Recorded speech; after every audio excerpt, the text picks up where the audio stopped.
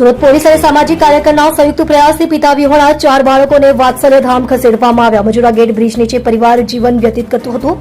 પિતા અવસાન પામતા માતા બાળકોનું ભરણ પોષણ કરી શકતી ન હતી. 5 બાળકોમાં એક બાળકની ઉંમર 2 વર્ષ જ્યારે બાકીના 4 બાળકોની ઉંમર 5, 6, 7 અને 12 વર્ષની. બ્રિજ નીચે ભૂખ્યા તરસ્યા રહેતા બાળકોની વહારે સામાજિક કાર્યકર અને પોલીસ આવી. સામાજિક કાર્યકર્તા ધર્મેશ ગામીએ ઉમરા પોલીસને જાણ કરી હતી. પોલીસે બાળકોના ભવિષ્યની ચિંતા વ્યક્ત કરી, જે બાદ કામરેજ સ્થિત ખોલવડ ખાતે આવેલ વાત્સલ્યધામ સંસ્થાનો સંપર્ક કર્યો. સામાજિક કાર્યકર ધર્મેશ ગામી અને ઉમરા પોલીસના પ્રયાસથી 4 બાળકોને વાત્સલ્યધામ મોકલવામાં આવ્યા, જ્યાં 4 બાળકોની સાર સંભાળ, શિક્ષણ, રહેવા સહિત જમવાની વ્યવસ્થા સંસ્થા દ્વારા કરવામાં આવી.